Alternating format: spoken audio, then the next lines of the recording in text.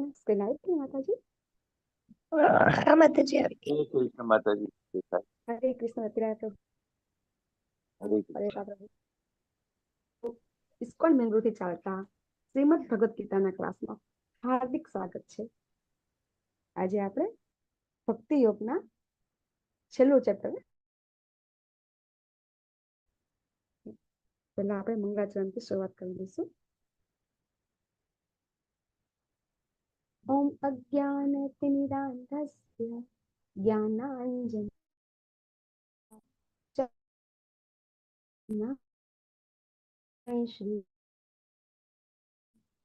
શ્રી ચૈતન્ય મનોભીષ્ટમ સ્થાપિતમ યેન ભૂતલે રૂપ કદા પદાંતિકમ શ્રી કમલમ વૈષ્ણવાન રૂપમ સાગરજાતમ સહગણ રઘુનાથાન્વિતમ તમ સજીવમ સાદ્વૈતમ પરિજન સહિતમ શ્રી કૃષ્ણ ચૈતન્ય દેવમ શ્રી રાધા કૃષ્ણ પાદાન સહગણ લલિતા શાખાન્વિતાંચ હે કૃષ્ણ બંધુ ગોપેશ રાધા કાંત નમસ્તે કાંચન ગૌરી રાધે ભાनु સુતે દેવી હરિ પ્રિય કલ્પતરુ પતિતાનાં પાવનેભ્યો વૈષ્ણવેભ્યો નમઃ. ઓમ વિષ્ણુ શ્રેષ્ઠાય ભક્તિવેદાંત સ્વામી નમસ્તે ગૌરવાણી પ્રચાર પાશ્ચાત્ય જય શ્રી કૃષ્ણ ચૈતન્ય આનંદ શ્રી અદ્વૈત ગદાધર શ્રીવાસાદિ ગૌર ભક્ત વૃંદ હરે કૃષ્ણ કૃષ્ણ હરે કૃષ્ણ કૃષ્ણ કૃષ્ણ હરે હરે રામ રામ રામ હરે હરે કૃષ્ણ. માતાજી તમારો અવાજ બહુ લો આવે છે. હરે કૃષ્ણ માતાજી દંડવત પ્રણામ. હરે કૃષ્ણ માતાજી દંડવત પ્રણામ. હરે કૃષ્ણ અર્ચના હરે કૃષ્ણ માતાજી. કૃષ્ણ હરે કૃષ્ણ માતાજી. હરે કૃષ્ણ રતિલાલ પ્રભુજી, જિગ્નેશ ગોસાઈ પ્રભુજી, હરે કૃષ્ણ. હરે કૃષ્ણ માતાજી દંડવત પ્રણામ. હરે રામ. હરે કૃષ્ણ માતાજી. હરે કૃષ્ણ પ્રભુજી, હરે કૃષ્ણ. આવે છે ને અવાજ બરાબર? કૃષ્ણ પ્રભુજી અવાજ બરાબર આવી ગયો હવે? હવે આવી ગયો. આવી ગયો ને? હવે આવી ઓકે ગયો. ઓકે. તે હવે દૂર આવી હતી ને ગયો. હું.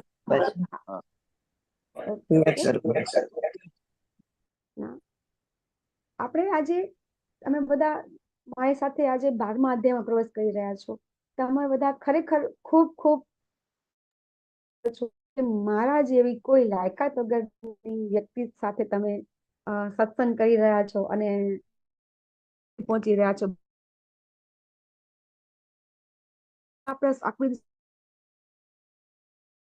બાકી આપણે જોઈએ છીએ કે પ્રારંભ શું રાય એમ. હરે કૃષ્ણ માતાજી. યસ માતાજી. વોઇસ કપાય છે. કપાય છે? હા તો હરે કૃષ્ણ. હરે આ કૃષ્ણ. માતાજી બરોબર આવે છે. શું કરું? હરે કૃષ્ણ.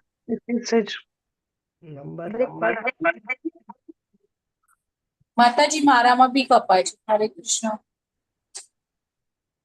ઓકે.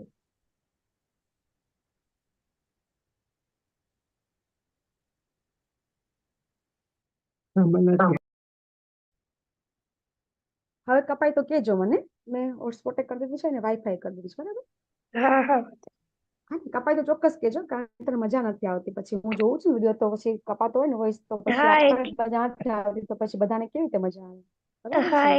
હા હા ચોક્કસ માં કહેજો. હા હરે કૃષ્ણ રીતા માતાજી, હરે કૃષ્ણ. હવે આજે આપણે ભક્તિ યોગ. હરે કૃષ્ણ. હરે કૃષ્ણ હેમલતા માતાજી, હરે કૃષ્ણ. તો આપણે બધા આજે ભક્તિ યોગ, આપણે ખબર છે કે 1 થી 6 અધ્યાય આપણે હતા કર્મયોગના અને 7 થી 12 અધ્યાય આપણે ભક્તિ યોગના હતા. તો આજે આપણે ભક્તિ યોગનું છેલ્લું ચેપ્ટર, એટલે કે જેને કહેવાય ને કે પ્યોર ડિવોશનલ સર્વિસ. તો ભક્તિ યોગ એટલે શું? તો આપણને પ્રભુપાદ ભગવદ ગીતા આપણે વાંચીએ છીએ, તો ભક્તિ કરવી એટલે શું? ખાલી ભગવાનનું નામ લેવું, ભગવાનની સેવા કરવી અથવા તો ભગવાનની પૂજા કરવી? તો ભક્તિમય સેવા, એને ભક્તિ યોગ આપણે સમજવાનું છે કે ખરેખર ભક્તિ યોગ એટલે ભક્તિમય સેવા કરીએ. આપણે એક્ઝામ્પલ લઈએ, વિક્રમ પ્રભુજી, રીટા માતાજી, તમે પણ બરાબર પતિ પત્ની છો, બરાબર છે ને? યસ.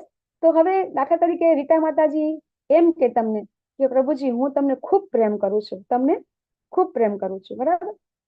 અને પછી જ્યારે તમારે કઈ જરૂર પડી અથવા તો તમે ક્યાંય બીમાર પડ્યા અને તમે એમ કહો આજે મને તકલીફ છે, તું મને હોસ્પિટલ લઈ જા ને, તો માતાજી એમ કહેશે ના ના, હું તમને પ્રેમ કરું છું, હું તમને પ્રેમ કરું છું, હોસ્પિટલ લઈ જવાની વાત નથી કરતા. તો આ કરવું પડે ને, આપણે પ્રેમ કરીએ છીએ તો જ્યારે આપણને કઈ તકલીફ પડે અથવા તો કઈ બી આપણે કામ કરવું હોય તો એ વ્યક્તિ પ્રેમ કરતી ક્યારે કહેવાય? કે જ્યારે આપણી એ પ્રેમમય સેવા કરે ત્યારે.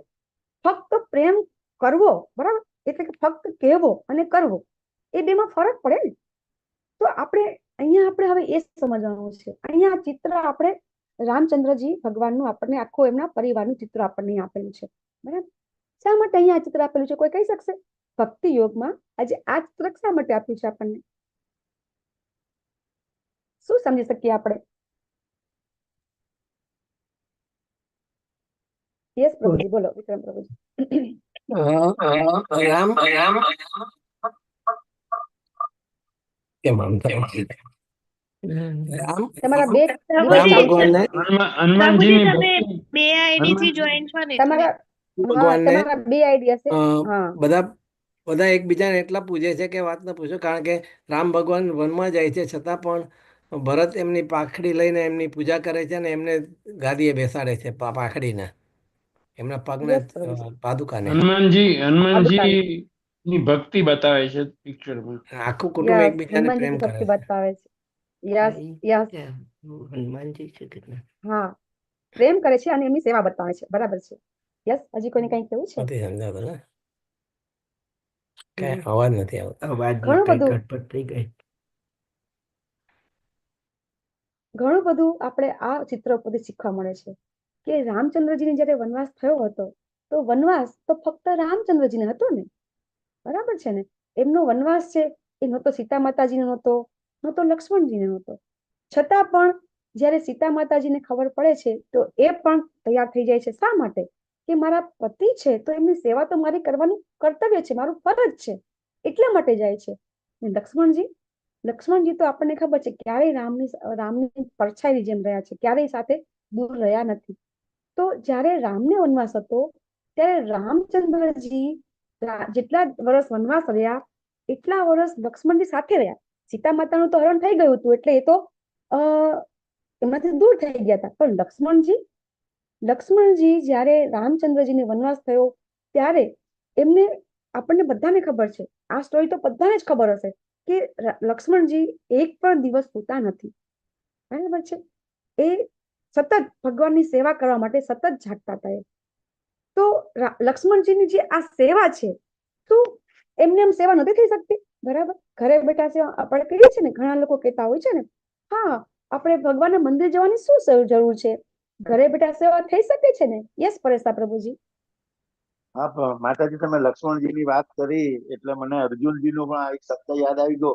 એને પણ ગુડા કેસ કહે છે ને? ગુડાકેશ એમને પણ, યસ પ્રભુજી, યસ, એમને પણ ગુડાકેશ કહેવામાં આવે છે, બરાબર છે? એમણે પણ નિંદ્રા ઉપર વિજય મેળવેલો હતો. યસ પ્રભુજી, એ આપણે કેમ ભૂલી જઈ શકીએ, બરાબર છે? તો આ લક્ષ્મણજીની આપણે વાત કરીએ તો લક્ષ્મણજી એટલા બધા એમ કે સમર્પિત, પ્રેમની અંદર સેવા કરવામાં સંપૂર્ણ સમર્પિત, એમ કે જેમની સેવાની તોલે કોઈ જ આવી ન શકે, બરાબર? એટલે લક્ષ્મણજીની સેવા કરવાની ભાવના એટલી હતી કે એ સીતા માતાને અને રામચંદ્રજીની જે સેવા કરતા હતા, અને જ્યારે સીતાજીનું હરણ થઈ જાય છે અને રામચંદ્રજી ખૂબ વિલાપ કરે છે અને પછી સીતા માતાજીએ પોતાની બધી જે ચિહ્નો છે એ ખબર પડે કે હું અહીંથી પસાર થઈ છું, એટલા માટે બધા જ્યારે રાવણ એમને હરીને લઈ જાય છે તો બધા દાગીના ઉપરથી ફેંકે છે ને, અમુક અમુક જેટલા હાર, બરાબર છે, પછી જે એમના પગની પાયલ, હાથની ચૂડીઓ, ચૂડામણી, આ બધું એ રસ્તામાં ફેંકતા ફેંકતા જાય છે. તો એ જયારે રામચંદ્રજીને મળે છે અને એ લક્ષ્મણજીને જયારે બતાવે છે કે જો આ મારે સીતાનો હાર છે, બરાબર, આ મારા સીતાના જેને કહેવાય કે કાનના કુંડળ છે, તો લક્ષ્મણજી તો કઈ બોલી શકતા નથી. શા માટે?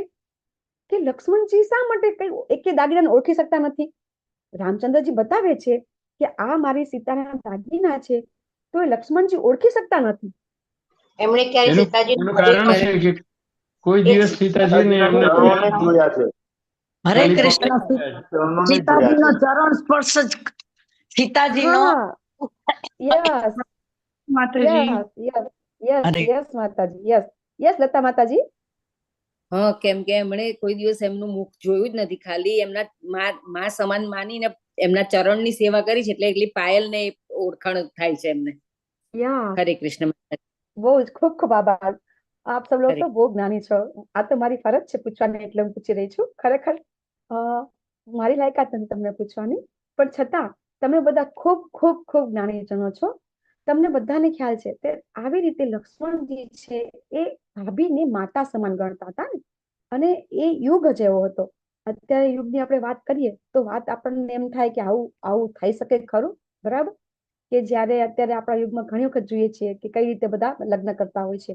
તો આવી રીતે લક્ષ્મણજી છે એમનો પ્રેમ છે એ કેવો છે પ્રેમ. આ સિવાય આપણે આ ચિત્રમાં ભરતજીને જોઈ રહ્યા છીએ. ભરતજીનો પ્રેમ એટલો પરાકાષ્ઠે છે અને શત્રુઘ્નજીનો પણ એટલો જ પરાકાષ્ઠે પ્રેમ છે. એ આપણે કઈ રીતે સમજી શકીએ? જે લોકોએ રામચરિતમાનસ, રામાયણ વાંચી હશે એ લોકોને ખબર હશે કે ભરતજી ક્યારેય ગાદી પર બેઠા નથી. ઇવન ભરતજી ગાદી પર તો નતા બેઠા, પાદુકા તો લઈ આવ્યા હતા, એ તો બધાને ખબર હતી. પણ ભરતજીને જયારે ખબર પડે છે કે રામચંદ્રજી તો આ પૃથ્વી ઉપર, આ ધરા ઉપર સૂવે છે, આ ધરા ઉપર ચાલે છે, તો ત્યાં પણ મારો અધિકાર નથી, તો એ જમીનની નીચે અમુક જગ્યાએ ઊંડાણ કરી અને પછી રહેતા હતા. તો આને આ કહેવાય ભક્તિમય સેવા.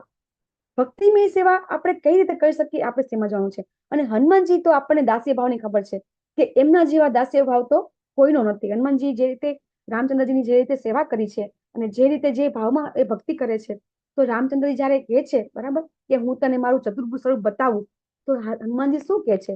મને કોઈ સ્વરૂપમાં રસ નથી, મને તો ફક્ત ને ફક્ત તમારું આ જે દ્વિભુજ સ્વરૂપ છે, જે રામ રૂપે, એમાં જ હું તમારી ભક્તિ કરી છું. તો આ બધી જે સેવા કરી રહ્યા છે, જે આ રામચંદ્રજીનો આખો પરિવાર છે, એ પરિવાર આખો ભગવાનની સેવા કરે છે. એટલા માટે એટલી ભક્તિ નહીં, આપણે ભક્તિમય સેવા વિશે શીખવાનું છે.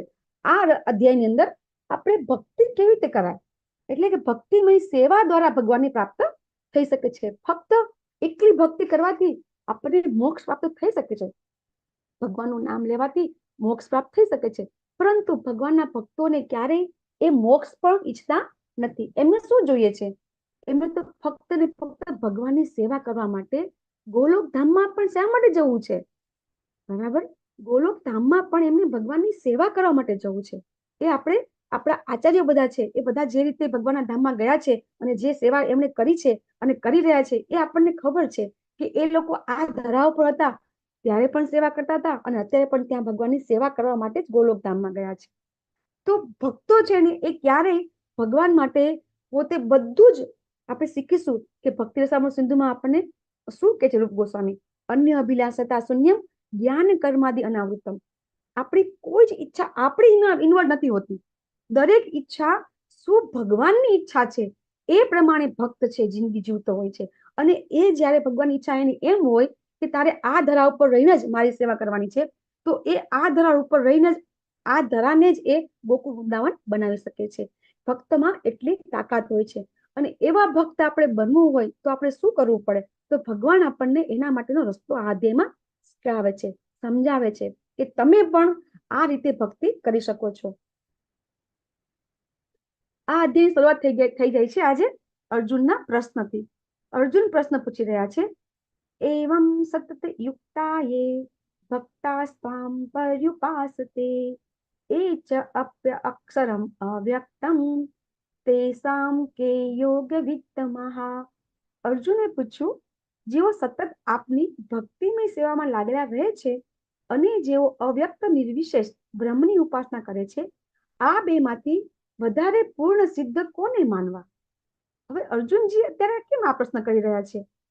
ભગવાને તો સમજાવ્યું 11મા અધ્યાયમાં, વિશ્વરૂપ દર્શન પણ બતાવ્યું અને કીધું કે જો હું દરેક વસ્તુનો કારણભૂત હું છું, આખી જગતની સૃષ્ટિ કરતા, સર્જન કરતા, પાલન કરતા બધું જ હું છું. બધું ભગવાને સમજાવી દીધું આપણને, અર્જુનજીને બધું સમજાવ્યું. છતાં અર્જુનજી હવે આવું શા માટે પૂછી રહ્યા છે? કોઈને સહેજ હિંટ આવે છે ખરી? અર્જુનજી શા માટે આ પ્રશ્ન પૂછે છે?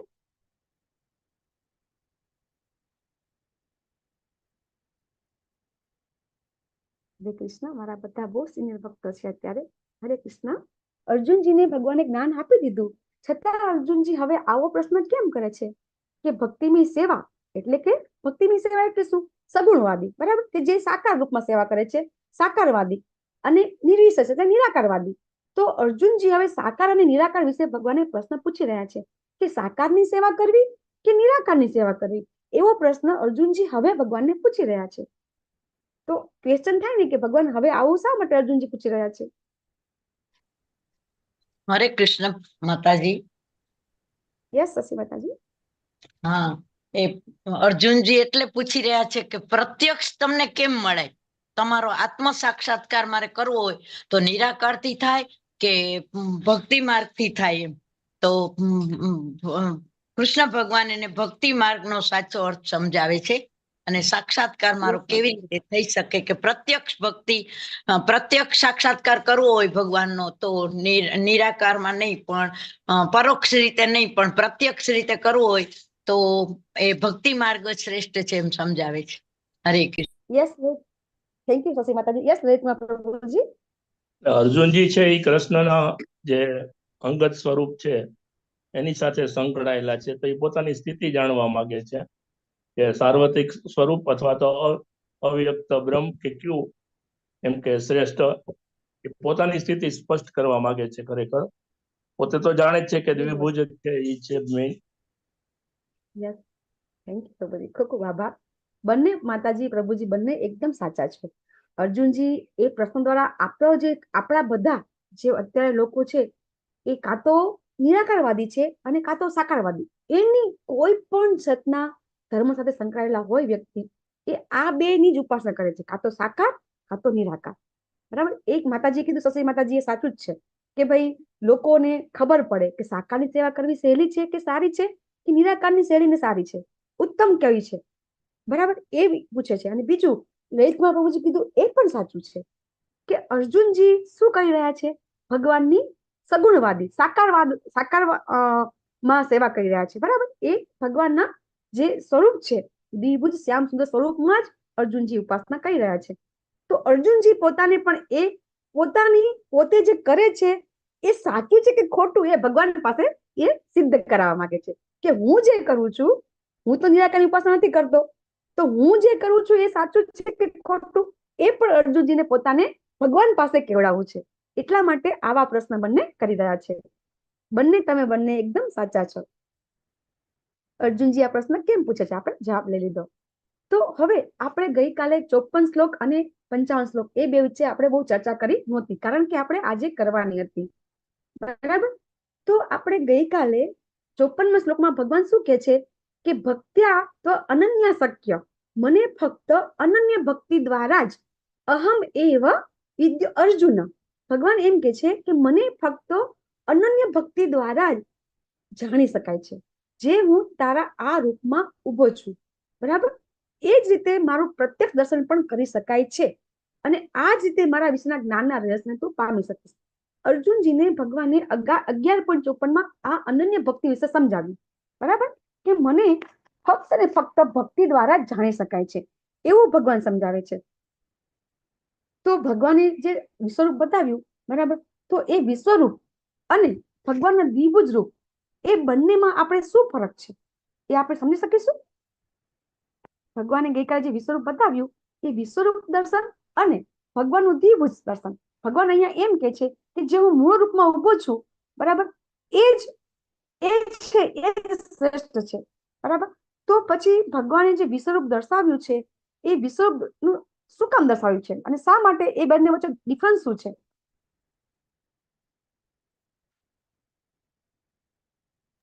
હરે કૃષ્ણ માતાજી. દ્વિભુજ સ્વરૂપ છે એ પરમેનન્ટ સ્વરૂપ છે અને વિશ્વરૂપ દર્શન છે ટેમ્પરરી સ્વરૂપ છે ભગવાનનું. યસ માતાજી, હરી બોલ, સરસ. યસ શશી માતાજી. હરે કૃષ્ણ. ભૌતિક સ્વરૂપ છે વિશ્વરૂપ અને દ્વિજ સ્વરૂપ છે ઓરિજિનલ છે. હરે કૃષ્ણ. અને વિશ્વરૂપમાં બધું બતાવે છે કે આ બધું જે છે એ બધું આમાંથી આવે છે એમ, અને ભૌતિક છે જે બધું એ આ વિશ્વરૂપમાંથી આવે છે. હરે કૃષ્ણ. હરે કૃષ્ણ વિક્રમ પ્રભુજી. હા, કૃષ્ણ ભગવાન ના વિરાટ સ્વરૂપને જોઈને જ્યારે અર્જુન એકદમ અંજાઈ જાય છે ને પોતે એકદમ વિચલિત થઈ જાય છે, એ અર્જુન જેવા અર્જુન પણ જો વિચલિત થઈ શકતા હોય તો સામાન્ય માણસને શું વિશાદ છે કે એ સ્વરૂપને જોઈ શકે. યસ, આપણે જોઈ શકતા નથી. બરાબર છે. એટલા માટે થઈને ભગવાન આ સ્વરૂપ જ બતાવે છે નાનપણમાં. યસ. હરે કૃષ્ણ માતાજી. ભાગવતમાં પણ આની ચર્ચા ચાલે છે વિશ્વરૂપની સાથે. યસ પ્રભુજી.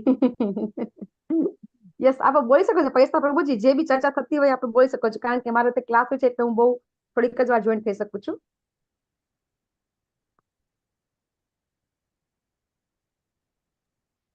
તો વિશ્વરૂપ છે બરાબર. યસ માતાજી. હા, એવું પણ કહી શકાય ને કે વિશ્વરૂપ જે અભક્તો છે એના માટે છે, ભક્તો માટે તો દ્વિભુજ શ્યામ સુંદર સ્વરૂપ જ છે. યસ, ભગવાન વિશ્વરૂપ અર્ચના માતાજી, થેન્ક યુ માતાજી. વિશ્વરૂપ તો આપણે જોઈએ છીએ કે જ્યારે એનું મેઇન કારણ આવે છે બરાબર છે, એની અંદર છે કે જે લોકો અત્યારે હાજર નથી બરાબર, એ લોકો માટે પ્રમાણ છે. ભગવાન એવું કે છે કે જે હાજર નથી એના માટે છે. અને વિશ્વરૂપ સ્વરૂપ છે બરાબર. એ તમને એનું એક એક્ઝામ્પલ આપું. પ્રભુપાદને એકવાર એનો એક શિષ્ય પૂછે છે કે વાત કરે છે એમને પ્રભુપાદને કે પ્રભુપાદ, મેં છે ને કે તમે જે ગઈકાલે કે વિશ્વરૂપ દર્શનનો જે અધ્યાય લીધો ને કે અને તમે વિશ્વરૂપ દર્શનની જે વાત કરી તો મને વિશ્વરૂપ વિશે મને એકદમ આકર્ષણ થઈ ગયું, વિરાટ સ્વરૂપ વિશે મને ખૂબ આકર્ષણ થઈ ગયું, એટલે મારે હવે વિરાટ સ્વરૂપની ઉપાસના કરવી છે. તો પ્રભુપાદ ખૂબ હસવા લાગ્યા. તારે વિરાટ સ્વરૂપની ઉપાસના કરવી છે તો કે તું ભગવાનને ભોગ કયા મુખને લગાવીશ? તું ભગવાનની સેવા કેવી રીતે કરીશ? તું જ્યારે તું વિરાટ સ્વરૂપની આરાધના કરીશ, ઉપાસના કરીશ, તો તું એ વિરાટ સ્વરૂપને તું સેવા કઈ રીતે કરી શકીશ?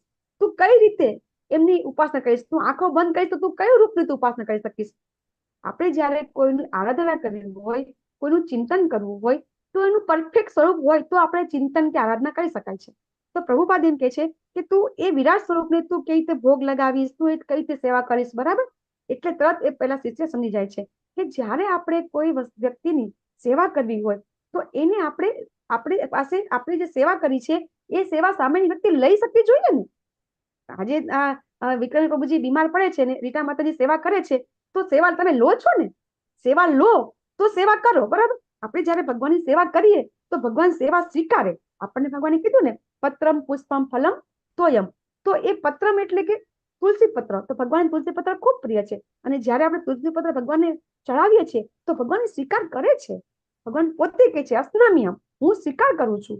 તો જ્યારે આપણે કોઈની સેવા કરીએ, એ સેવા કરવા વાળી વ્યક્તિને એ સેવા સ્વીકારે તો એ સેવા થઈ શકે ને. તો વિરાટ સ્વરૂપની સેવા થઈ શકતી નથી. મેઇન વસ્તુ એ છે કે આપણે દ્વિભુજ શ્યામ સુંદરની સેવા કરી શકીએ છીએ, વિરાટ સ્વરૂપની સેવા કરી શકતા નથી. અને એટલા માટે આપણે છે એ ભગવાન કહે છે કે તું આજે હું મૂળ રૂપમાં ઉભો છું ને, તું મારા આ રૂપની અંદર જ બરાબર તું મને મારા દર્શન તું કરી શકીશ અને એ પછી એના દ્વારા તું બધા રહસ્ય પામી શકીશ. જ્યાં સુધી ભગવાનને આપણે આ સ્વરૂપમાં પૂજન કરી શકતા નથી, એટલા માટે બહુ જ મહત્વનું છે કે જ્યારે આપણે ભગવાનની ભક્તિ કરીએ છીએ ત્યારે ભગવાનના જે 12 રસ છે એમાં આપણે ક્યાં ફિટ થઈએ છીએ, આપણને ભગવાનનું કયું સ્વરૂપ પસંદ છે. યસ ચંદ્રિકા માતાજી. હરે કૃષ્ણ માતાજી. આ આપણે ભાગવતમમાં તો છે ને ભગવાનના વિશ્વરૂપ દર્શનના બહુ જ ડિટેલ્સમાં કે છે. એક જે ભગવાનના ઓર્ગન્સ છે ને એના ભૌતિક જગત સાથે કમ્પેરિઝન કરાયેલું છે. એક્ઝામ્પલ તરીકે મને થોડું યાદ છે કે જે ભગવાનની વેઇન્સ છે, નાની મોટી જે વેઇન્સ છે ને નદીઓ સાથે કમ્પેર કરાવી છે, પછી બધા બોન્સ છે એ પહાડો સાથે કમ્પેર કરાવ્યા છે. એમાં ડિટેલ્સમાં એક બહુ મસ્તનું આવે છે. ખરેખર બહુ જ ભાગવતની અંદર મસ્તનું આવે છે. બહુ જ વિરાટ સ્વરૂપનું, એટલે વિરાટ સ્વરૂપ એમાં જે ભાગવતમમાં જે આપણે વિરાટ સ્વરૂપ લઈએ છીએ ને, બરાબર, આ જે આપણું આ વિરાટ સ્વરૂપ છે, બરાબર, આપણું જે અત્યારે જોઈ રહ્યા છીએ આપણે વિશ્વરૂપ દર્શન છે, આપણું વિશ્વરૂપ દર્શન છે આપણું, અને ઓલું વિરાટ સ્વરૂપ છે. આમાં ભગવાને શું બતાવ્યું? આખું વિશ્વરૂપ બતાવ્યું છે, બરાબર. અને એની અંદર જે આપણે શીખી રહ્યા થોડોક એમાં ડિફરન્સ છે ભાગવતમની અંદર, એ આપણે ત્યાં ચર્ચા કરીશું માતાજી, બરાબર.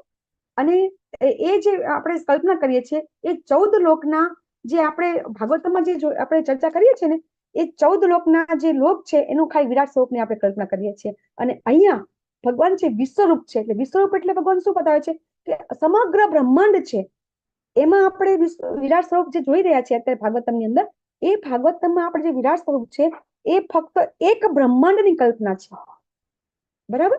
એમાં ફક્ત એક બ્રહ્માંડની અંદર જે ભગવાનનું સ્વરૂપ છે ને, અને જે આપણે કલ્પના કરીએ છીએ ને માતાજી, એની કલ્પના છે, બરાબર છે. અને વિશ્વરૂપ શું છે માતાજી? વિશ્વરૂપ છે એ સમગ્ર એટલે કે બધા જ બ્રહ્માંડની વાત છે અંદર, એમાં એક બ્રહ્માંડની વાત નથી થતી, બરાબર.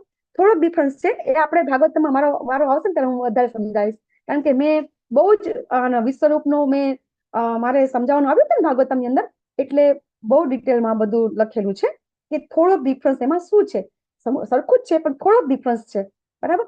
એટલે આ જે વિશ્વરૂપ ભગવાન જે બતાવે છે. યસ કૃષ્ણ માતાજી.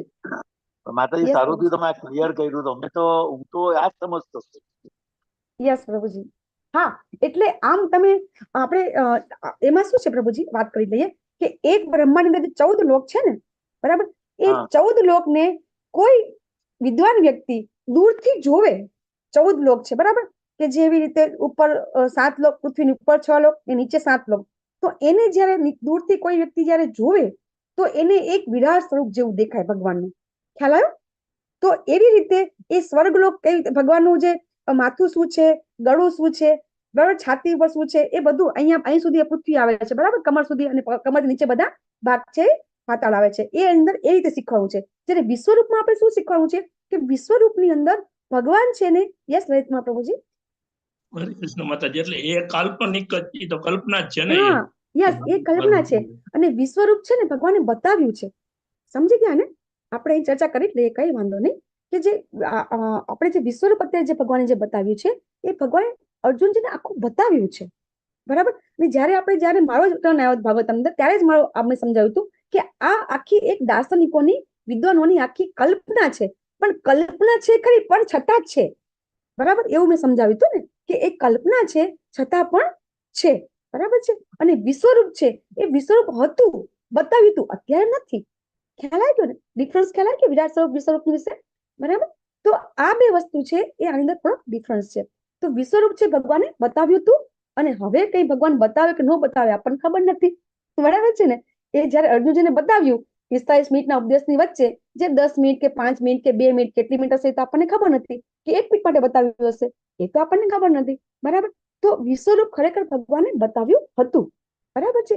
જેવી રીતે યશોદા માતાજીને બ્રહ્માંડ દર્શન કરાવ્યું હતું, બરાબર, જેવી રીતે દુર્યોધનની સભામાં ભગવાને જે વિરાટ સ્વરૂપ બતાવ્યું હતું, બરાબર, એ સ્વરૂપ છે. એવી રીતે ભગવાને જે આ સ્વરૂપ જે બતાવ્યું છે એ છે. ઓકે. હવે ભગવાન એ શ્લોકમાં સમજાવે છે કે મને છે ને જો અનન્ય ભક્તિ તમે કરો, મને તમે પામો, પણ ક્યારે? કે સકામ કર્મ તથા માનસિક તર્ક વિતરના સંસર્ગ દોષથી રહિત, જે અન્ય અભિલાષા શૂન્ય, જે ભક્તિસામાં સુંદર શ્લોક આવે છે ને, અન્ય અભિલાષિતા શૂન્ય જ્ઞાન કર્માદિ અનાવૃતમ, તો એ જ શ્લોક છે એ આની અંદર કોટ થાય છે કે સકામ કર્મ તથા માનસિક તર્ક વિતર્કના સંસર્ગ દોષથી રહિત થઈને જે વ્યક્તિ શુદ્ધ ભક્તિમાં પરાયણ રહે છે, બરાબર. શ્લોકમાં ભગવાન સ્પષ્ટ કહે છે મત કર્મ, પહેલા ભગવાન સમજાવે છે મત કર્મ. આ શ્લોકના એક એક શબ્દ ઉપર ભક્તિ શાસ્ત્રની અંદર એક એક વીક ચાલે છે. મત કર્મ એક શબ્દ ઉપર ભગવાન આમાં જે મત કર્મ કે છે, તો મત કર્મ એટલે શું, બરાબર? કોઈ કહી શકશે ભગવાન પ્રત્યે કર્મ એટલે મત કર્મ એટલે મારા માટે કર્મ? તો મારા માટે કર્મ કરવું એટલે શું? ફક્ત ને ફક્ત મારું જ કર્મ, મારા માટે જ કર્તવ્ય કર્મ કરવાનું, ફક્ત ને ફક્ત મારા માટે.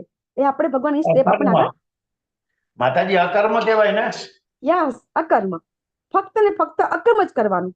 એ એનોડીમાં આપણે આગળ શીખીશું કે ભગવાન સાથે સંબંધિત ન હોય એવું કોઈ કાર્ય ન કરવું અશક્ય છે ને. આ દુનિયાની અંદર ફક્ત ને ફક્ત ભગવાન માટે જ, ભગવાન પોતે કે છે કે મત કર્મ, કે ફક્ત ને ફક્ત મારા માટે જ કર્મ કર. તો એ વસ્તુ કરવી આપણા માટે અઘરી છે, છતાં ભગવાન અહીંયા કે છે અર્જુન તું કર, ખાલી મત કર્મ, એવું ભગવાન સમજાવે છે. અને પછી કહે છે મત પરમ. મત પરમ એટલે શું? ફક્ત ને ફક્ત ભગવત ધામમાં ભગવત સંગથી જ પ્રાપ્ત કરી શકાય છે. ભગવત ધામ છે ને એ ફક્ત ને ફક્ત સંગ વર્જિત, જ્યારે આપણો જે સંઘ છે, બરાબર, એ સંઘ છે એ જ્યારે આપણે ફક્ત ને ફક્ત ભગવાનના ભક્તોને કરીશું ત્યારે જ આપણે વૈકુંઠ પ્રાપ્ત કરી શકીશું, બાકી પ્રાપ્ત થતું નથી. એટલા માટે ભગવાન કહે છે જે મારા માટે કર્મ કરે છે અને મારા મત પરમ, મને જ પરમ ધ્યેય માને છે, અને જે જીવ માત્ર પ્રત્યે મૈત્રીભાવ રાખે છે તે નક્કી મને પામે છે. આ બે શ્લોક છે, આ બે શ્લોક એટલા બધા, તમે એના વિશે જો તમે પ્રભુપાદના પરપટ વાંચશો તો આઈ થિંક આ એક શ્લોકના 2.5 થી 3 પેજ ભરીને પરપટ આપેલો છે પ્રભુપાદે. એટલો બધો ઇમ્પોર્ટન્ટ આ શ્લોક છે. તો આ શ્લોક જો સમજવો હોય તો અર્જુનજીને ભગવાન શું કહે છે કે તું ફક્ત ને ફક્ત તું કોઈ પણ, આપણે બધા કહીએ છીએ ને સકામ કર્મ કરીએ, નિષ્કામ કર્મ કરીએ, બરાબર, તો ભગવાન શું કહે છે આ બધા કર્મથી તું રહિત થઈ જા. તો આપણે તો થઈ શકીએ નહીં ને, આપણે તો ભૌતિક જગતમાં રહીએ છીએ. તો ગુરુ જ આપણને માર્ગદર્શન આપશે કે ભગવાન જે આ શ્લોકમાં કહી રહ્યા છે એ આપણે કેવી રીતે કરી શકાય. ભગવાન એમ કહે છે કે તું કોઈ સકામ કર્મ એટલે કે દાન પુણ્ય કર્મથી રહિત થઈ જા. તો શું દાન પુણ્ય કર્મ નથી કરવાનું? ત્યારે આપણા ગુરુજનો આપણને સમજાવે છે કે આપણે જે કંઈ કરીએ છીએ એ બધું જ આપણે કરવાનું જ છે, બરાબર, છતાં આપણે કૃષ્ણ ભાવના કર્મ કરવાનું, એટલે કે જે બી કાર્ય કરીએ એમાં ભગવાનને ઇન્વોલ્વ કરી નાખવાના. ભગવાન હું જે કંઈ કરું છું એ તારા માટે જ કરું છું, તારા થકી જ કરું છું, બરાબર, અને તારી પ્રસન્નતા માટે જ કરું છું. જ્યારે આ વસ્તુ આપણે કરીશું ત્યારે એ થઈ જશે અકર્મ, અને આ અકર્મનું ક્યારેય બંધન લાગતું નથી. એટલા માટે આ બંને શ્લોક આપણે અહીંયા કોટ કરેલા છે. તો હવે આપણને ભગવાન સમજાવે છે કે આપણે સ્ટાર્ટિંગ થી અત્યાર સુધી સમજી ગયા કે બ્રહ્મ, પરમાત્મા અને ભગવાન, આ જે છે એ ભગવત પ્રાપ્તિના 3 તબક્કા આપણે આગળ પર શીખી ગયા.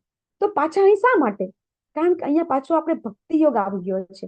ભક્તિ યોગમાં આપણે શું કરવાનું છે? ફક્ત ભગવત પ્રાપ્તિ, કે આપણે ભગવાનની પ્રસન્નતા માટે કાર્ય કરવાનું છે અને ભગવાન સુધી પહોંચવાનું છે. તો જ્યારે અર્જુનજી પ્રશ્ન પૂછી રહ્યા છે, પહેલો પ્રશ્ન શું પૂછ્યો?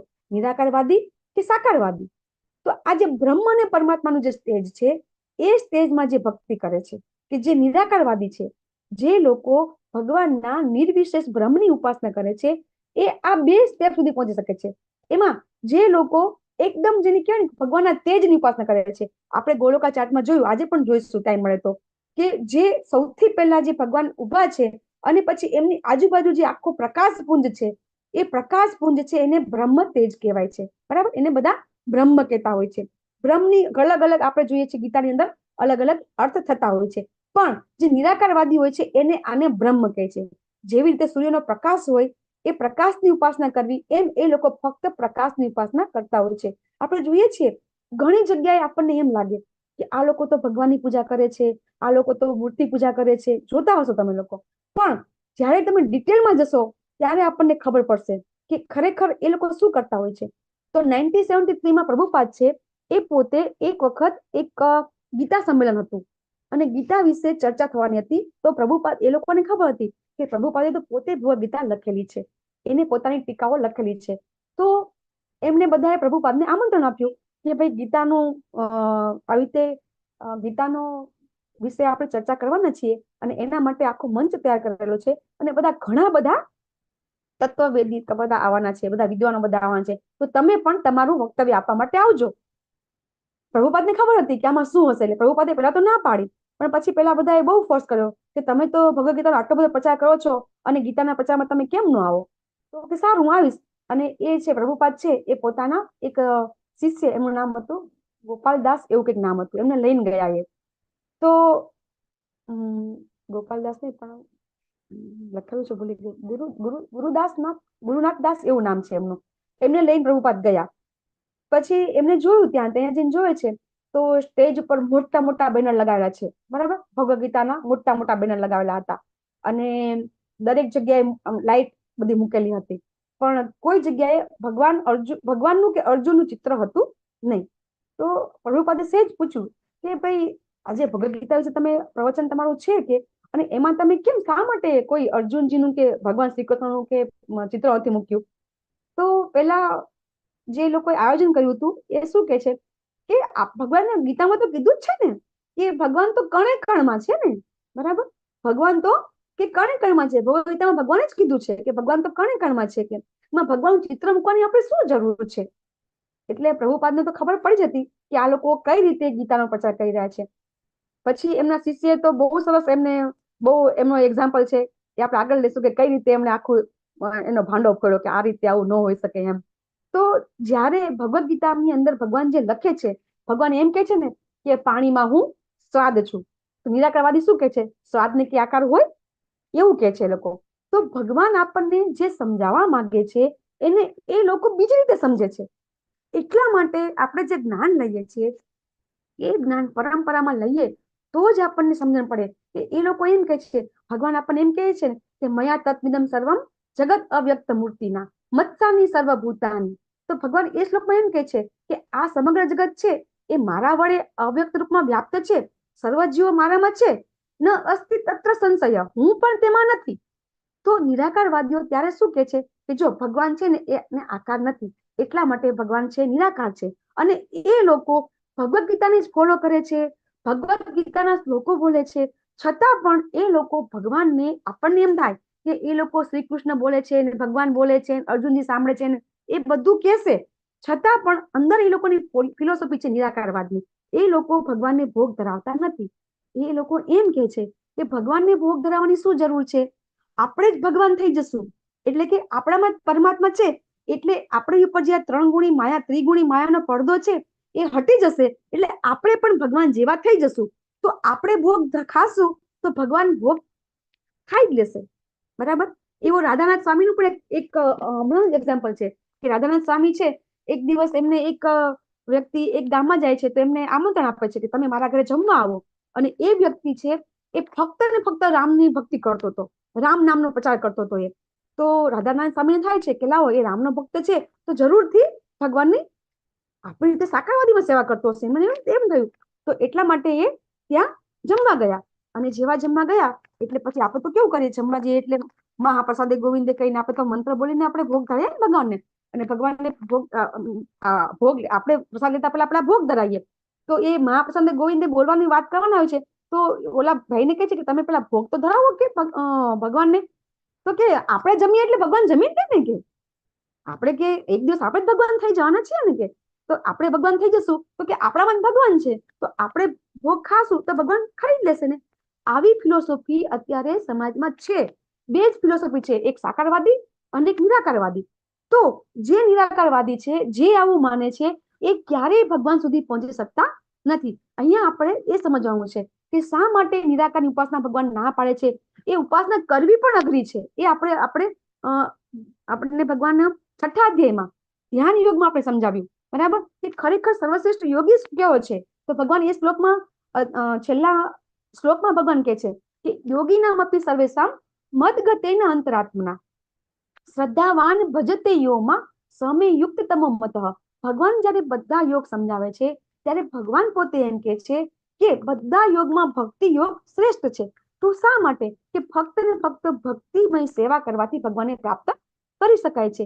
એટલા માટે અહીંયા આત્મ સાક્ષાત્કારના 3 સ્ટેજને વિશે જાણવું બહુ જરૂરી છે કે નિરાકારવાદીઓ છે એ શા માટે ભગવાન સુધી પહોંચી શકતા નથી. તો એ લોકો જ્યારે બ્રહ્મની ઉપાસના કરે છે, તેજની ઉપાસના કરે છે, તો અહીંયા તેજ સુધી એ લોકો પહોંચી શકે છે, બરાબર? પણ ત્યાંથી પણ પછી પાછા એ લોકોને અહીંયા આવવું પડે છે. જે યોગી હોય છે, તે યોગીઓ હિમાલયમાં તપ કરતા હોય છે, આપણે જોઈએ છીએ. તો એ લોકો શા માટે તપ કરે છે?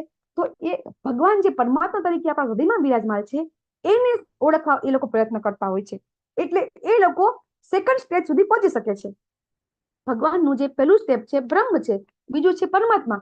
તો યોગીઓ કે અનેક વર્ષો સુધી તપ કરી અને હૃદયમાં બેઠેલા ભગવાનને એ લોકો ઓળખવા પ્રયત્ન કરતા હોય છે, એમનો સાક્ષાત્કાર કરવા પ્રયત્ન કરતા હોય છે. તો એ લોકો જે પ્રયત્ન કરે છે તો એ પણ એમનો આંતરિક પ્રયત્ન છે, એ પણ ભગવાનને પ્રાપ્ત કરી શકતા નથી. આ આપણને ભગવદ ગીતામાં જ સમજવા મળે છે કે ભગવાનની પ્રાપ્તિ સ્વયં ભગવાન જે દ્વિભુજ શ્યામ સુંદર સ્વરૂપ છે એમની જો આપણે પ્રાપ્તિ કરવી હોય તો ફક્ત ને ફક્ત ભક્તિ યોગ જ એની અંદર આપણને કારણભૂત અથવા તો આપણને એ શ્રેષ્ઠ રસ્તો છે, એ આપણે અહીંયા સમજીશું. તો હવે આપણે જે વસ્તુ આ નિરાકાર ને સાકાર છે ને વધારે સમજવું હોય, જો આ કોન્સેપ્ટ ક્લિયર થઈ જાય ને કે નિરાકાર શ્રેષ્ઠ છે કે સાકાર શ્રેષ્ઠ છે, ઇવન શ્રેષ્ઠ કરતા ખરેખર સાચું શું છે એ પણ સમજવું હોય, તો એના માટે આપણને આપણા જે આચાર્યો છે આ ખૂબ વારંવાર અનેક એક્ઝામ્પલ આપીને આપણે સમજાવે છે કે આપણે શું કરવું જોઈએ, શ્રેષ્ઠ શું છે, સાચું શું છે. તો આ એક એક્ઝામ્પલ છે કે એક માતાના ગર્ભની અંદર 2 ટ્વિન્સ છે, એ ગર્ભની અંદર 2 બાળકો એ ગર્ભની અંદર એ લોકો હજી છે, ગર્ભની અંદર જ છે.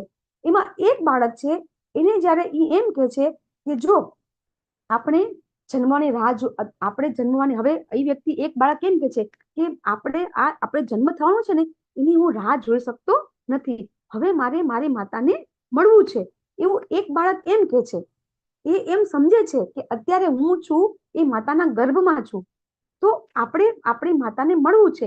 સેમ ભગવાન જયારે આપણને આ વિશ્વ દર્શન બતાવે છે તો આપણે એમાં સમજી શકીએ છીએ કે આપણે બધા જીવો છે એ ભગવાનની અંદર છીએ, પણ આપણે ભગવાનને જોઈ શકતા નથી. સેમ આ બાળકો 2 છે એની માતાને જોઈ શકતા નથી, છતાં પણ એક બાળકને જ્ઞાન છે, એટલા માટે એ કહે છે કે આપણી માતા છે અને એને આપણે મળવાનું છે. જ્યારે બીજું બાળક શું કહે છે, ઓ તમે તો અંધશ્રદ્ધાળુ છો, કોઈ જન્મ નથી, આપણે અહીં જ આ અંધકારમય દુનિયામાં રહીએ છીએ અને આપણે અહીં જ મરી જવાના છીએ અને અહીં જ બધું છે. તો સેમ અત્યારે આ જગતની અંદર મોટા ભાગના લોકો આવું જ સમજતા હોય છે કે આ મૃત્યુ પછી કાંઈ જ નથી, આ જીવનની અંદર જ મજા છે, જે કંઈ છે એ અહીં જ છે, સારું ખરાબ બધું અહીં જ છે, પાપ પુણ્ય જેવું કંઈ હોતું નથી. અહીંયા કર્મ કર્યા એ જ કર્મ આપણે અહીંયા ભોગવવા. આવું તો બધાએ સાંભળ્યું જશે કે અહીંના કર્યા અહીંયા ભોગવીએ, આવું બધાએ સાંભળ્યું હશે કે જે કર્મ આપણે અહીંયા કરીએ છીએ એ કર્મ આપણે અહીં જ ભોગવવાના છે. એવી ફિલોસોફી ઘણા લોકોની છે. એ લોકો એવું માનતા જ નથી કે આ જન્મ પછી મૃત્યુ છે, બરાબર. જેને ભગવાન સ્પષ્ટ કહે છે બીજા અધ્યાયમાં, જાતસ્ય ધ્રુવ મૃત્યુ ધ્રુવમ જન્મ મૃત્યુસ્ય છે. ભગવાન ચોખ્ખું કહે છે કે જેનો જન્મ છે એનું મરણ છે અને જેનું મરણ છે એનો જન્મ ચોક્કસ છે. પણ આ જે 2 બાળકો નથી સમજતા, એમ અત્યારે દુનિયામાં પણ 2 ફિલોસોફી છે જ, કે એક કહે છે કે છે સાકારવાદી, એક કહે છે નથી. પછી બીજું બાળક એમ કહે છે, ના ભાઈ, આપણે આપણી માતા પ્રેમ કરે છે, આ બધાનો અંત હોઈ શકે નહીં, બરાબર. આ એમ કહે છે કે આપણી માતા છે, આપણે જેમ આપણા પિતા પરમ પિતા પરમેશ્વર છે એ જેમ આપણને પ્રેમ કરે છે, એમ એક બાળક એમ કહે છે કે ના, જેના ગર્ભમાં આપણે છીએ ને એ માતા આપણને પ્રેમ કરે છે. તો પેલો ના પાડે છે, કોણ માં? શું તમે આ માતા જોઈ શકો છો? શું કોઈએ એને જોઈ છે? મારી કોઈ માતા નથી, કે તેને પણ નથી. એટલે એવું કે છે કે મારે કોઈ માતા નથી અને તને પણ નથી, કોઈ વ્યક્તિની માતા નથી. આપણે અહીંયા છીએ, આપણી બહાર કોઈ માતા નથી, આ વ્યક્તિ માની શકતું નથી. અને જે નથી માનતું ને એ તો નથી જ માનવાના, બરાબર. આની ઉપરથી આપણે સમજી શકીએ છીએ કે આ જે 2 બાળક છે એમાં એક માને છે ને એક નથી માનતું. આ બાળક કે છે કે આપણે એની અંદર છીએ, આપણી આસપાસ આપણી માતા છે, બરાબર, પણ એ સમજતું નથી. અને પછી પેલું બાળક એમ કે છે કે હું તો કોઈને ક્યાંય જોતો નથી, શું તમે જોઈ શકો છો? આ તો તર્ક છે, તમે સાબિત કરી શકો છો તે અસ્તિત્વમાં જે નથી, બરાબર. ઘણા લોકો કહેતા હોય છે ને કે ભગવાન હોય તો તમે બતાવો ભગવાન ક્યાં છે, બરાબર. તો અત્યારે આપણે હવે ભગવદ ગીતાનું જ્ઞાન છે તો આપણે જવાબ આપી શકીએ છીએ કે ભગવાન એમ કે છે કે હું પાણીમાં સ્વાદ છું, બરાબર, પર્વતમાં હું મેરુ પર્વત છું. તો આપણે હવે કહી શકીએ કે ભગવાન સ્વયં નથી આવતા. જેમ કાલે વિક્રમ પ્રભુજી કીધું કે ભગવાન છે એ મારી પાસે આવ્યા હતા, બરાબર, મારું ઓપરેશન થયું હતું, હું હતો અમેરિકાની અંદર અને મને જાપાનના ડોક્ટરે બચાવ્યો હતો.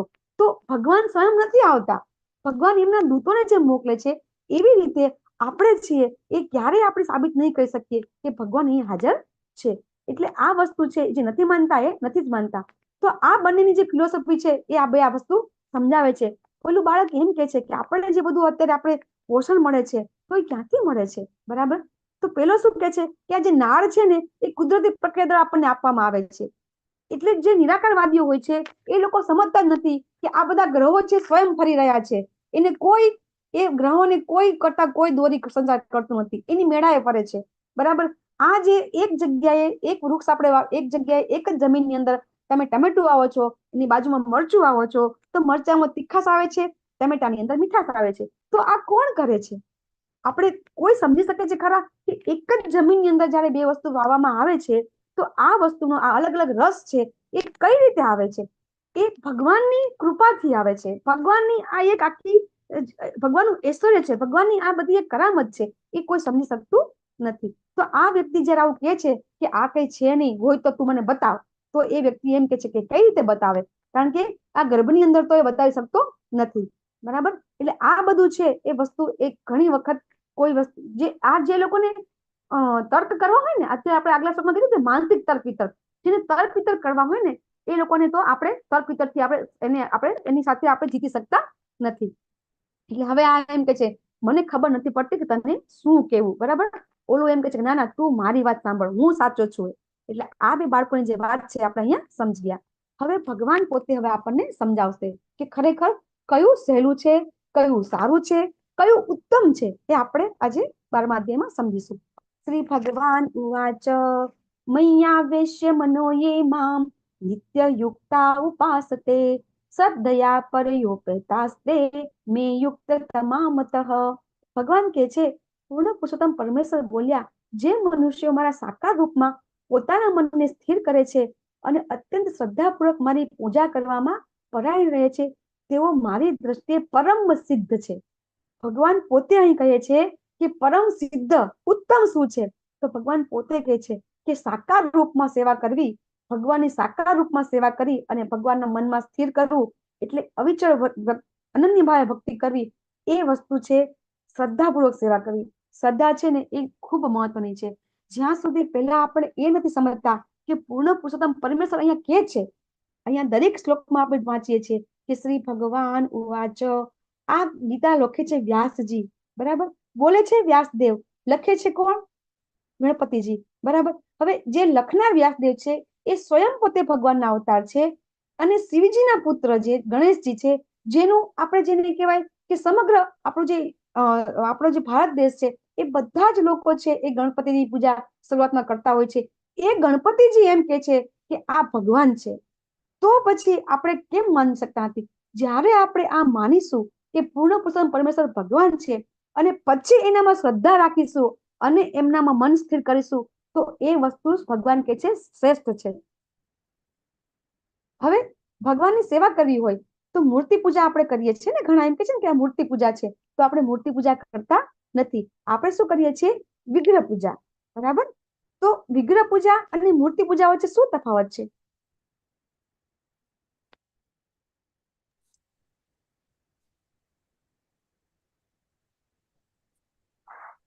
યસ લતા માતાજી. મૂર્તિ પૂજા એટલે કે કોઈ ધારો કે બાર સરદાર વલ્લભભાઈનું પૂતળું છે કે ગાંધીજીનું છે અને વાર તહેવાર કે રાષ્ટ્રીય તહેવારે એની પૂજા કરીએ એ મૂર્તિ પૂજા. પણ જે વિગ્રહ પૂજા છે એટલે મંદિરમાં જેને પ્રાણ પ્રતિષ્ઠા સાથે અને એની સમાની પૂજા થતી હોય એ વિગ્રહ પૂજામાં થાય છે. હરે કૃષ્ણ. યસ, બહુ સરસ. તો હરે કૃષ્ણ, હરે કૃષ્ણ. તો ખરેખર જે મૂર્તિ છે, આપણે જે લોકો ભગવાનના મંદિરની અંદર જે વિગ્રહ હોય છે એને મૂર્તિ આપણે અત્યાર સુધી આપણને ખબર જ નહોતી કે અર્ચા વિગ્રહ એટલે શું. બરાબર? અર્ચા વિગ્રહ એટલે કે જે જગ્યાએ ભગવાનની પ્રાણ પ્રતિષ્ઠા મૂર્તિની થઈ મૂર્તિ હોય અને એની અંદર પ્રાણ પ્રતિષ્ઠા, અત્યારે આપણે અયોધ્યામાં જયારે રામ મંદિર થયું, બરાબર, તો આપણે બધા ખબર છે કે કેટલા મંત્રો ઉચ્ચાર સાથે પ્રાણ પ્રતિષ્ઠા થઈ હતી. તો એ જયારે પ્રાણ પ્રતિષ્ઠા થાય છે ત્યારે સ્વયં ભગવાનના પ્રાણનો એમાં સંચાર થાય છે. એટલા માટે એને અર્ચા વિગ્રહ કહેવામાં આવે છે. અને અર્ચા વિગ્રહ છે એટલે કે એ વિગ્રહની અર્ચા સેવા થાય, એટલા માટે અર્ચન પૂજન થઈ શકે છે, એટલે એને અર્ચા વિગ્રહ કહેવામાં આવે છે. જે ભગવાનની મૂર્તિ છે, અહીંયા આપણને તો ખબર છે ગુજરાતની અંદર, મહારાષ્ટ્રમાં, ઇવન સાઉથની અંદર બધી જગ્યાએ ભગવાનની ઓરિજિનલ મૂર્તિ કે જે ભગવાન સ્વયં કોઈએ સ્થાપિત કરી નથી. બરાબર? ઇવન બધી ભગવાન જે મૂર્તિ છે એ સ્વયં બધી ઉપસ્થિત થયેલી છે. એટલે એ બધી મૂર્તિઓ છે એ બધી મૂર્તિ નથી, બધા ભગવાનના વિગ્રહ છે. યસ મહેશ પ્રભુજી. માતાજી, ઘરે જે મૂર્તિ હોય એને આપણે વિગ્રહ કહીએ છીએ તો એ તો પ્રાણ પ્રતિષ્ઠા કરેલી નથી હોતી. યસ પ્રભુજી. હા, પણ એની પ્રાણ પ્રતિષ્ઠા નથી કરતા, પણ આપણે એઝ અ વિગ્રહ સેવા જ કરીએ છીએ ને પ્રભુજી. તમે મૂર્તિ પૂજામાં તો કેવું હોય પ્રભુજી કે એમાં કોઈ એવું નક્કી ના હોય કે તમે રોજ પૂજા કરો, બરાબર. એમાં તો શું કરતા હોય, અમુક વારે કે અમુક જયારે એમની તિથિ હોય ત્યારે એ લોકો એની પૂજા કરતા હોય. જ્યારે આપણા ઘરે જે ભગવાનના વિગ્રહ હોય છે તો એ વિગ્રહની સેવા આપણે કરીએ છીએ તો એની નિત્ય સેવા કરો છો ને, ડેઈલી. એની જે આપણા જે તમે સવાર બપોર સાંજ એને ભોગ ધરાવો છો તમે સવાર સાંજ. યસ પૂરી માતાજી. હાજી.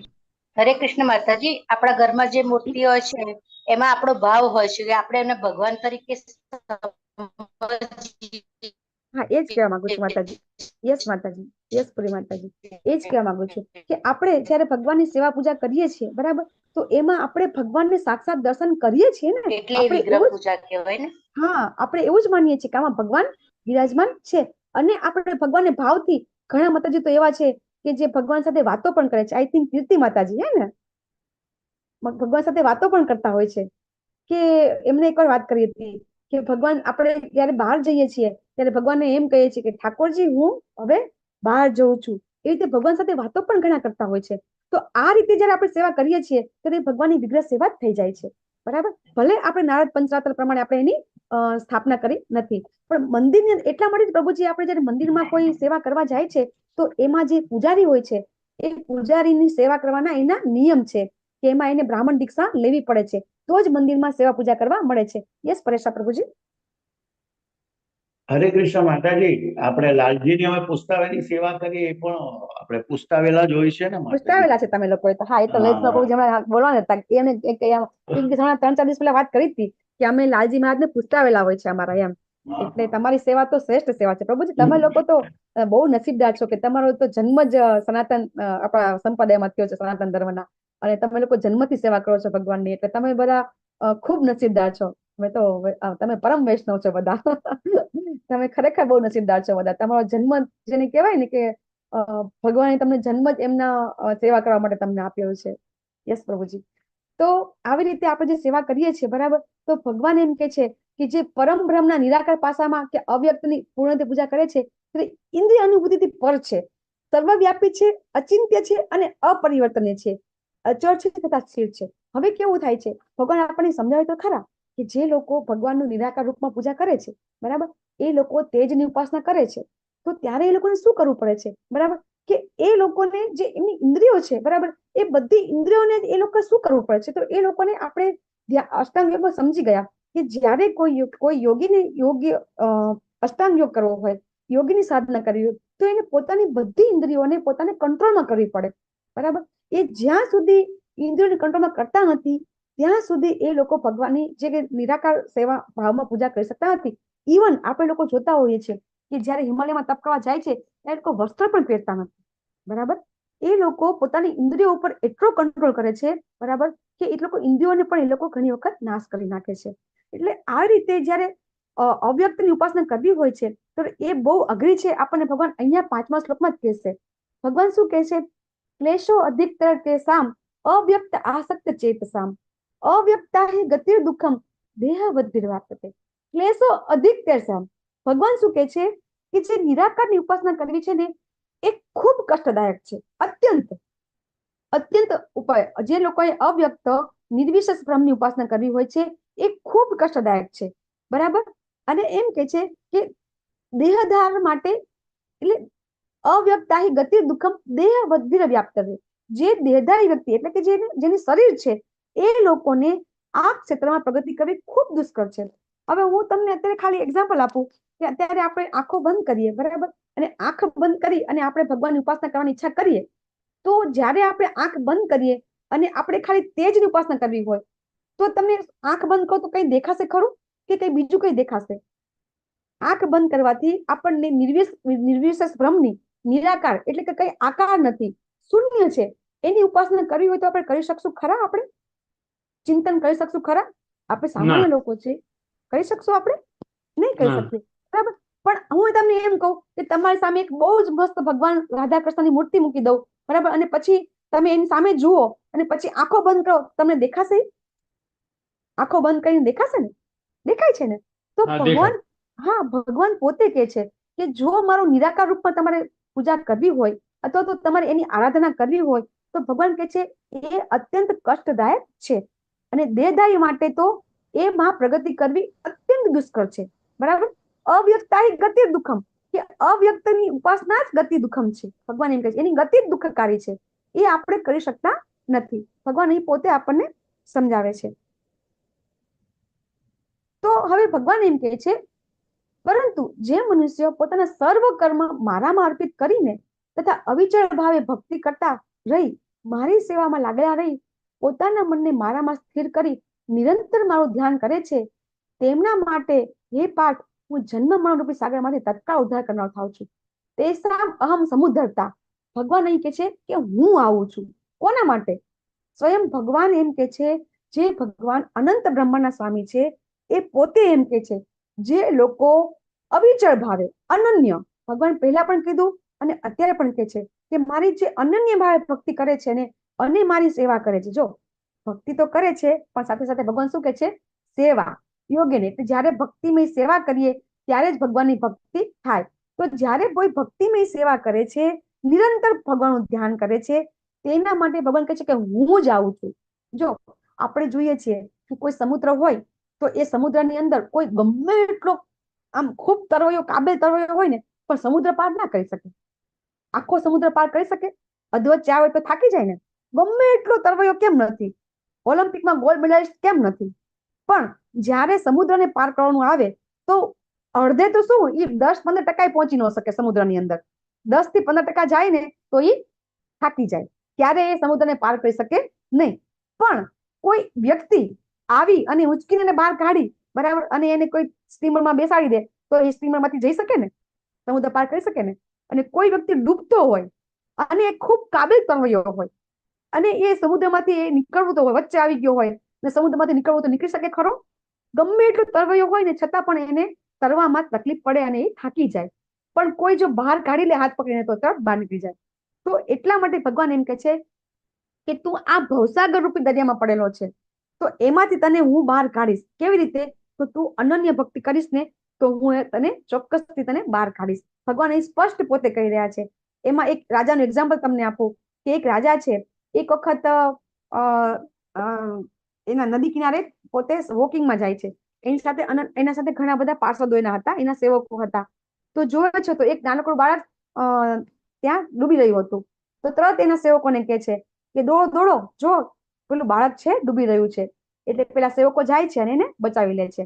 પછી એક વખત રાજા છે એ પોતાના ફેમિલી સાથે આવી રીતે નદી કિનારે ફરવા નીકળે છે. તો નદી કિનારે ફરવા નીકળે છે ને એનું બાળક છે, રાજાનો રાજકુંવર છે, એ નદી કિનારે ફરતા ફરતા નદીમાં જતું રહે છે અને ડૂબવા લાગે છે. તો જેવું એ ડૂબવા લાગે છે એવું રાજા તરત જ પોતે નદીમાં કૂદી પડે છે, બરાબર, અને એના બાળકને બચાવવા માટે જાય છે. તો આ એક્ઝામ્પલ ઉપરથી શું શીખવાનું કે રાજાને એનો પુત્ર જયારે ડૂબવા લાગ્યો તો સ્વયં ગયો, બરાબર. જયારે એ ફરવા નીકળ્યો હતો અને કોઈ બીજાનું બાળક હતું તો એને એના સેવકોને મોકલ્યા.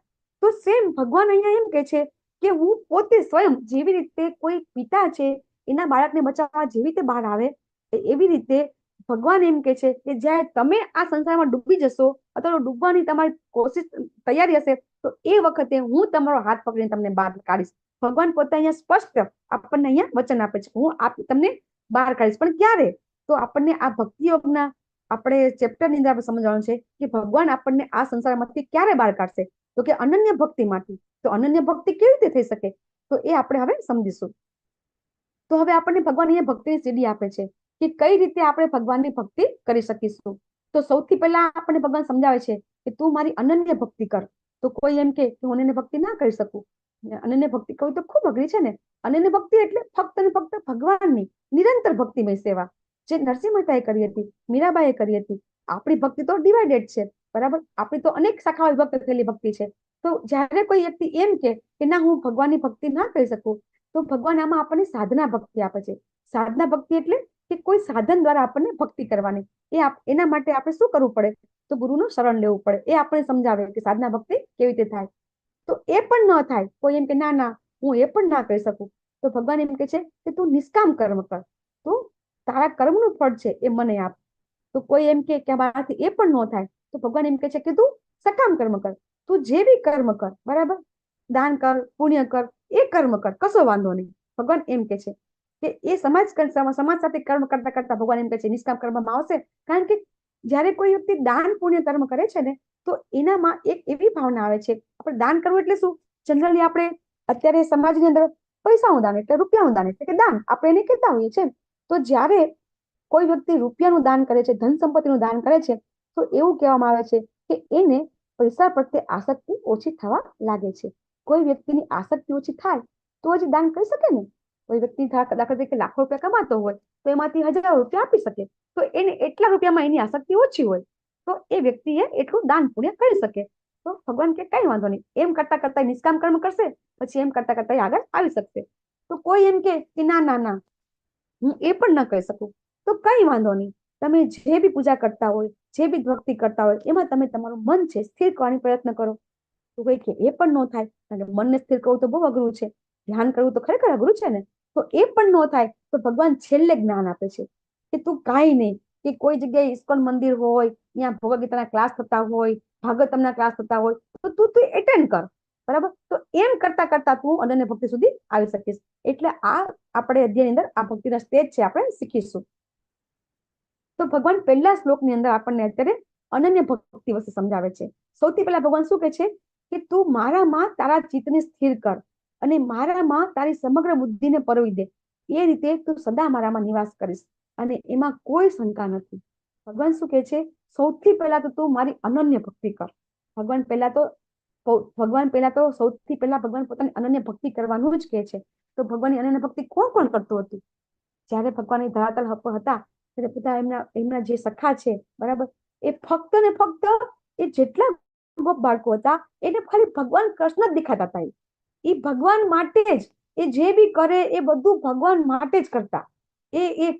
એમના માટે એમના પાસે જે કઈ સારી વસ્તુ હોય એ એમને માટે આપતા, શ્રેષ્ઠમાં શ્રેષ્ઠ ફૂલ હોય ભગવાનને આપતા, ભગવાન માટે ગીત ગાતા, ભગવાન માટે નૃત્ય કરતા. એ ગોપ બાળકો છે, ફક્ત ને ફક્ત ગોપ બાળકો અને ગોપિકાઓ પણ ફક્ત ને ફક્ત ભગવાન માટે જ કર્મ કરતા હતા, બરાબર. એવી રીતે અનન્ય ભક્ત જે હોય એ ફક્ત ને ફક્ત ભગવાન માટે જ કર્મ કરતા હોય છે.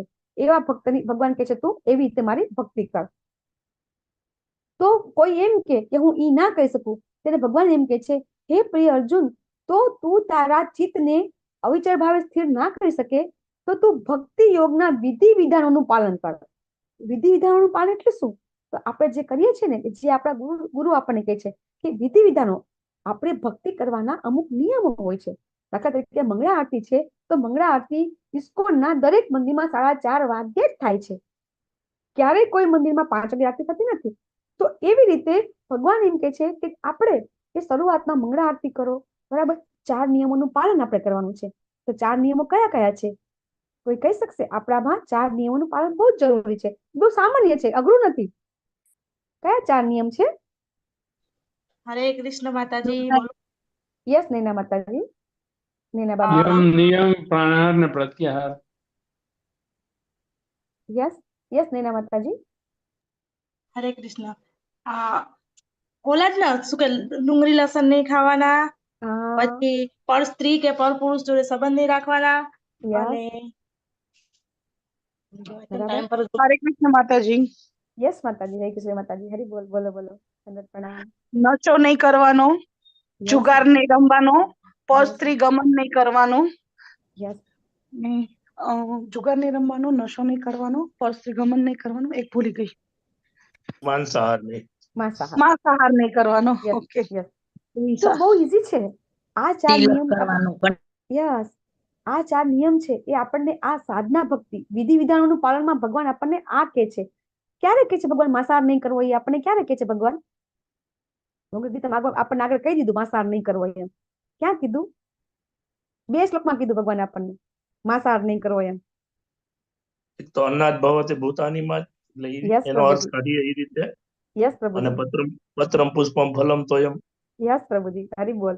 ભગવાન આપણને 2 શ્લોકમાં કીધું, બરાબર. એક અન્નાદ ભવતી ભૂતાની, બરાબર, કે ભગવાન એમ કે છે કે સર્વ જીવો છે અન્ન ખાઈને પોષણ પામે છે, એવું આપણને કીધું. અને 9મા અધ્યાયમાં 26મા શ્લોકમાં પત્રમ પુષ્પમ ફલમ તોયમ, તો ભગવાન અહીંયા એમ કે છે તું પત્ર, પુષ્પ, ફળ અને પાણી. આની અંદર ભગવાન આપણને વેજીટેરિયન બનવાનું કીધું છે કે ફળ એટલે ફળ, બરાબર, પુષ્પ ભગવાનને ચડાવવાનું, પત્ર ભગવાનને આપણે અર્પણ કરવાનું, અને પાણી. તો યસ અમરીશના કૃષ્ણ પ્રભુજી. હરે કૃષ્ણ માતાજી. માંસાહાર નહીં કરવાથી ધર્મનો પાળે છે જે દયા છે એનું પાલન થાય છે. હરે કૃષ્ણ. હા, યસ પ્રભુજી, બહુ સરસ. એ આ ચારે ચાર નિયમ છે, બરાબર. એ ચારે ચાર નિયમ શા માટે? એ જો પદ્મ પુરાણમાંથી આપેલા છે. આ ચારે ચાર નિયમ છે, આપણા આચાર્યો છે એ બધા શાસ્ત્રો વાંચેલા છે એમણે, કે માંસાહાર નહીં કરવાનું. તો યસ નૈના માતાજી. હા, જુગાર રમવાથી સત્યતા નષ્ટ થાય છે, નશો કરવાથી તપ નષ્ટ થાય છે, હવેથી સંબંધ રાખવાથી પવિત્રતા નષ્ટ થાય છે, અને માંસાહારથી દયા નષ્ટ થાય છે. હરે કૃષ્ણ. યસ, આપણા જે ધર્મના ચાર પાયા છે, બરાબર. દયા, કરુણા, બરાબર. પવિત્રતા, દયા, કરુણા, પવિત્રતા, બરાબર. પછી અહિંસા, સત્યતા અને તપ, સત્યતા, બરાબર. આ ચાર છે એ આપણા ધર્મના પાયા છે. કે જો આ ચાર છે એ તમે ભાગવતમ વાંચશો ને તો એની અંદર પહેલા સ્કંદની અંદર એ આવે છે કે જયારે આવી રીતે ધર્મ છે એ ધર્મરૂપી બળદ અને ગાય રૂપી પૃથ્વી છે એ જયારે કળિયુગ જયારે શરૂઆત થાય છે અને કળિયુગ કઈ રીતે એની પર અત્યાચાર કરે છે તો એમાં બહુ ડિટેલમાં સમજાવે છે ભાગવતમના પહેલા સ્કંદની અંદર, કે જે આપણા ધર્મના મેઇન પાયા છે, બરાબર. એ છે સત્યતા, બરાબર, પવિત્રતા, અહિંસા, દયા. આ જે પાયા છે ચાર, એ ચારે ચાર પાયા છે એના જ આ ચાર નિયમ છે કે માંસાહાર ન કરવો, બરાબર. કે માંસાહાર કરવો નહીં, એમાં ડુંગળી લસણ પણ આવી જાય છે. અને એ ડુંગળી લસણ તો ભગવાન શા માટે ના પાડે છે? તો તમે કોઈ એમ કહેતા હોય કે ક્યાંય ડુંગળી લસણ તો લખ્યું નથી, અથવા તો ઘણા સાયન્ટિસ્ટો અથવા તો જે સાયન્સમાં માનતા હોય એ લોકો એમ કે છે કે લસણ ખાવાથી કોલેસ્ટ્રોલ ઘટે છે, બરાબર. અમારા પ્રભુજી જ કે છે કે લસણ તો ખાવું જોઈએ, એનાથી કોલેસ્ટ્રોલ ઘટે છે. તો એને આપણે કઈ રીતે સમજાઈ શકાય કે જ્યારે આપણે આ વસ્તુ કોઈ વસ્તુ જે આપણે ભગવાન સમજાવે છે, આગળ આપણે સમજાવશે કે કેવું ખાવું જોઈએ, કે 3 પ્રકાર રાંધેલું નહીં ખાવું જોઈએ. તો આ બધા ભગવાન જે નિયમ આપે છે કે જ્યારે આપણે ભગવાને જે કીધું છે એ પ્રમાણે આપણે આહાર લેશું ને તો આપણા શરીરની અંદર કોઈ કોલેસ્ટ્રોલ વધશે નહીં. જો કોલેસ્ટ્રોલ વધવા જ ના દઈએ તો પછી બીજી ક્યાં વાત આવે? આપણે આવું સમજાઈ શકાય છે. કોઈ તમને એમ કહેતું હશે, આપણે બધા છીએ તો આપણને ઘણા બધા કહેતા હશે કે આના ખાવાના તો ફાયદા છે, બરાબર, કે લસણ ખાવાના તો ફાયદા છે એમ. તો દરેક વસ્તુની સારી અને ખરાબ અસર હોય છે, બરાબર. જે લસણ છે એ તો તમોગુણી ખોરાક છે. લસણ અને ડુંગળી છે એ તમોગુણી ખોરાક છે. જ્યારે તમે એનો ત્યાગ કરશો, ખાતા હશે ને ત્યાગ કરશે એને અનુભવ હશે કે ખાધા પછી જયારે ત્યાગ કરો છો, ત્યારે જે લોકો ઘણા વર્ષોથી ખાતા હોય અને પછી એ ત્યાગ કરે તો એના સ્વભાવમાં શું પરિવર્તન આવે છે એ વ્યક્તિ પોતે જ અનુભવ કરી શકશે. અહીંયા આપણા ક્લાસમાં ઘણા બધા એવા લોકો હશે કે જે લોકો પેલા ડુંગળી લસણ ખાતા હતા અને પછી ખાવાનું છોડ્યું તો શું ફેર પડ્યો? કોઈ કહી શકશે? આ જે બે તમોગુણી ખોરાક છે ખરેખર તમોગુણી છે એ કોઈ સાબિત કરી શકશે અત્યારે? હરે કૃષ્ણ માતાજી. કાબુ આવ્યો માતાજી, ક્રોધમાં કાબુ આવ્યો. યસ ગીતાપ્રિયા માતાજી. હા, પેલા મને પણ લસણ વગર ચાલતું જ નહીં. કોઈ પણ શાક કરું ને તો લસણ તો જોઈએ જ. એમ એવી રીતના બધું મનમાં એવું જ હતું કે લસણ વગર કઈ સારું જ ના થાય. પણ અને 2 ક્લાસ કર્યા ને મેં, એટલે અમે જાણ્યું કે ભગવાનને નથી ગમતું તો આપણે શું કામ ખાવું જોઈએ. તો મેં 2 ક્લાસ કર્યા અને તરત જ મેં લસણ ડુંગળી મૂકી દીધા.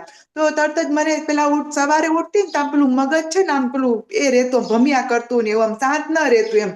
તો હવે સરસ આમ એકદમ ફ્રેશ રહીએ છીએ અને ક્યારેય ગુસ્સો નથી આવતો અને મન આમ મોઢું હંમેશા હસતું જ રહે છે. યસ માતાજી. હરે કૃષ્ણ માતાજી. અમારા પ્રભુજી પણ શરૂઆતમાં ઇસ્કોન સાથે જોડાણા ને તો માધવાસ જોઈને જોડાણા હતા. તો એમને અમને ખબર પડી ને કે લસણ ડુંગળી ના ખાવા જોઈએ તો અમે બીજા દિવસે જ મૂકી દીધું પ્રભુજીએ. અને પછી એ બહુ જ પેલા ગુસ્સો કરતા અને જેવું મૂક્યું ને 15 દિવસ થયા ને તો એમનો એકદમ મગજ હાવ શાંત થઈ ગયો. અમારા ઘરે જ મારે અનુભવ થયો. હરે કૃષ્ણ માતાજી. યસ, જય કૃષ્ણ માતાજી. યસ, જય કૃષ્ણ માતાજી. હરે કૃષ્ણ માતાજી. લસણ ડુંગળી ઓછું કર્યાથી ને આપણે છે ને ઇન્દ્રિયો ઉપર સંયમ રહે છે અને ભક્તિમાં છે ને આપણું મન લાગે છે. આ એક અનુભવ છે. અને ક્રોધ તો ચોક્કસ જો ઇન્દ્રિયો કંટ્રોલ થાય એટલે મન કંટ્રોલ થાય એટલે ક્રોધ તો આવવાનો જ નથી. કારણ કે મન થોડું સ્થિર થવામાં એમાં મદદ મળે છે. જેમ કે આલ્કોહોલ લઈએ તો આપણે કેમ ઉત્તેજના વધે છે, એમ સેમ વસ્તુ એવી છે કે લસણ ડુંગળી છે ને આપણી ઇન્દ્રિયોને ઉત્તેજિત કરે છે. એટલે ન લેવું. યસ ચંદ્રિકા માતાજી. Thank you. જય કૃષ્ણ માતાજી. હરે કૃષ્ણ માતાજી. આ ચા ને કોફી છે ને ઈ અઘરું પડ્યું હતું, બરાબર. આપણે કોકના ઘરે મહેમાન થઈને જાય ને તો ચા દે ચડી જતી હતી. ઘરમાં ચા દેવો છે, બરાબર. ઈ 60 વર્ષનો ચા હતો ને એક ધડાકે મુકાઈ ગઈ. ચા માંથી કોફી કે કાંઈ નહીં. ફક્ત હરી ભગવાનજી બોલ. દૂધ જ પીવાનું. માતાજી યસ હરે પૂરી માતાજી. પૂરી હરે માતાજી. માતાજી હા યસ પૂરી માતાજી. હરે યસ બોલો કૃષ્ણ માતાજી. હા બોલો માતાજી. ગુસ્સો તો ઓછો થયો જ છે માતાજી, પણ પેલું વાતે વાતે જે ઉશ્કેરાઈ જવાતું હતું ને એ બી હવે નથી થતું, નેગેટિવ વિચાર બી નથી આવતા, અને શરીરમાં બી જે બળતરા ને જલન રહેતી હતી ને એ બધું દૂર થઈ ગયું. ચા કોફી લસણ કાંદા મૂકવાથી હવે શરીરમાં બળતરા દાગ કોઈ થતું નથી. શરીરને બી ફાયદો થયો ને મનને બી ફાયદો થયો. યસ આપણે હવે એક જ લેશું હેમલતા માતાજી. હરે બધાના કૃષ્ણ બહુ અનુભવ માતાજી. છે. યસ પછી મેં આપણે લસણ ડુંગળી મૂક્યા પછી જ મારો મગજ શાંત થયો છે ને, તો મારો મગજ બહુ ઉગ્ર હતો અને ચા પણ મૂકી દીધી. જ્યારથી આ માળા કરવા માંડી ને ત્યારથી ચા વર્ષથી માળા કરું છું ત્યારથી ચા અને કોફી ને બધું મૂકી દીધું ને ડુંગળી લસણ મૂકી દીધા. Yes yes. તો આપણા જે આ 4 નિયમ છે ખરેખર એ આપણા જે આચાર્યો આપ્યા છે એ બહુ જ એમ કેને કહેવાય ને કે આપણા બધા માટે શ્રેષ્ઠ છે, એમ કે આ 4 નિયમ થકી આપણી ભક્તિ ખૂબ દ્રઢ થાય છે. આપણા બધાનો મારો પણ એટલો સ્ટ્રોંગ અનુભવ છે. આપણે પછી જેને કે ક્લાસ પતે એટલે આપણે લઈએ બરાબર. તો ખૂબ એટલે ખૂબ આ 4 નિયમ છે બરાબર. એન્ટીટોક્સિન કે આપણે નશો ન કરવો, વિચાર ન કરવો બરાબર છે, કોઈ દિવસ આપણે માંસાહાર ન કરવો, અને આ 4 નિયમ છે એ 4 નિયમ થકી જ આપણી ભક્તિ છે દ્રઢ થાય છે. તો આ છે આપણી સાધના ભક્તિ. પછી એ પણ ન થાય બરાબર, તો ભગવાન એમ કે છે કે તારાથી એ પણ ન થાય. ઘણા એમ કે ના 4 નિયમ નથી થતા ને, શરૂઆતમાં આપણને પાલન નથી થતા, ઘણાથી નથી થતા, અને ત્યારે ઘણા બી આપણે સ્ટાર્ટિંગમાં તો જેને કહેવાય ને કે આપણે પ્રયત્ન કરવાનો છે, પ્રયત્ન કરવાથી ધીરે ધીરે આપણે જરૂરથી આપણું થઈ જશે. પણ એ પ્રયત્ન ચાલુ રાખવાના છે, અને એ કરતા કરતા ભગવાન એમ કે છે એ ન થાય તો મારા માટે કર્મ કર બરાબર. ફક્ત ને ફક્ત ભગવાન માટે. આપણામાં જે કઈ આવડત હોય, આપણી પાસે જો વધારે પૈસા હોય તો મંદિર બનાવી શકીએ, મંદિર બનાવવાના પૈસા ન હોય તો મંદિર બનાવવા માટે જે આપણી આવડત હોય બરાબર. કોઈ વ્યક્તિ છે એ વ્યક્તિ કલર કામ કરી શકતો હોય તો એ ભગવાનના મંદિરમાં ફ્રીમાં કલર કામ કરી શકે છે, પોતાની આવડત લગાવી શકે છે. કોઈ ગરીબમાં ગરીબ વ્યક્તિ હોય એ ગરીબમાં ગરીબ વ્યક્તિ પણ ભગવાનની સેવા કરી શકે છે. એ આપણે મત કર્મ અને મત પરમમાં શીખી ગયા બરાબર. તો ભગવાન એમ કહે છે કે તું ફક્ત ને ફક્ત મારા માટે કર્મ કર, એવું અહીંયા સમજાવે છે. અને એ પણ ન થાય, ભગવાન કહે છે જો તું એ પણ ન થાય તો તું જે કામ કરે ને બરાબર એમાં સર્વ કર્મના ફળોનો ત્યાગ કર. એટલે કે દાખલા તરીકે કોઈ વ્યક્તિ એમ કે મારા ઘરમાંથી તો મારી પાસે જે પૈસા છે એ પૈસા હું ભગવાનની સેવામાં ન લગાવી શકું બરાબર, અથવા તો મારી આવડત છે એ પણ મારી પાસે એવો સમય નથી કે હું ભગવાનની સેવા કરી શકું. તો તમે પાસે જે આવડત છે, તમે જે કામ કરો છો એ કામમાં જે ફળ મળે છે બરાબર, એ ફળનો ત્યાગ કરી દો. એ ફળ છે તો ભગવાન સમર્પિત કરી દો. એમ કરીને તમે ભગવાનની સેવા કરવા પ્રયત્ન કરી શકીશો. તો કોઈ એમ કહેશે કે ના આવું પણ ન કરી શકાય બરાબર. કોઈ વ્યક્તિ એમ કે ના આપણે દાખલા કે કોઈ સમાજ સેવા કરે છે, કોઈ દાન પુણ્ય કરે છે બરાબર, તો ઘણા કહે છે કે ના મારી પાસે તો એવી રીતે પૈસા પણ નથી કે હું એવું પણ કરી શકું.